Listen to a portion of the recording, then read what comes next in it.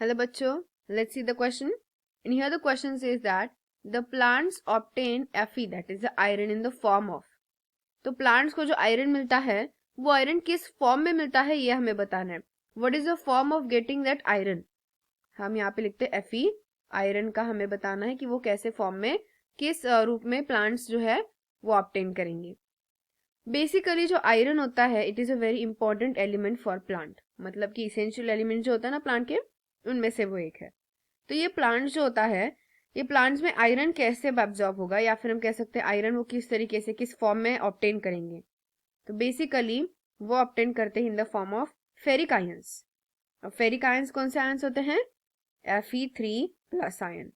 सो ये जो Fe3+ ion है जिन्हें कहा जाता है फेरिक आयंस, उनके फॉर्म में प्लांट क्या करते हैं? आयरन ऑब्टेन करते हैं. तो ये कैसे? बेसिकली एक रिवर्सिबल ऑक्सीडेशन होता है. ऑक्सीडेशन, रिवर्सिबल ऑक्सीडेशन होके क्या हो जाता है कि जो Fe2+ है वो कन्वर्ट होता है Fe3+ में. Got it? वेरी सिंपल है कि जो Fe2+ है वो कन्वर्ट किस में होता है? That get converts into Fe3+. और ये कब कन्वर्ट होगा? At the time of electron transfer. So जब इलेक्ट्रॉन ट्रांसफर होता है उस इलेक्ट्रॉन ट्रांसफर के टाइम पे ये Fe2+ कन्वर्ट हो जाता है Fe3+ में. और फिर ये Fe3+ जो भी रिक्वायर्ड एलिमेंट्स, मतलब जो भी रिक्वायरमेंट्स है प्लांट्स की, वो कंप्लीट करता है. Fe3+ को हम फेरिक आयन आराम से कह सकते हैं. तो बेसिकली ये लार्ज अमाउंट में लगता है, राइट? क्योंकि आयरन की नीड जो होती है प्लांट्स में, that is in the large amount. ये लार्ज अमाउंट में इसकी नीड होती है, इसलिए इसको क्या कहा जाएगा? ऑब्वियसली ये क्या हो गया? Macronutrient. Macronutrient. But large amount में जरूरत होती है, इसलिए इसे मैक्रोन्यूट्रिएंट तो कह सकते हैं. लेकिन ये ऐसा मैक्रोन्यूट्रिएंट है जो मैक्रो है, लार्ज अमाउंट में नीड है, पर ये मैक्रो के अंडर नहीं आता. सो इसीलिए हम इसे क्या इसे क्लासिफाई किसमें किया जाता है? Basically it is classified under micronutrient itself.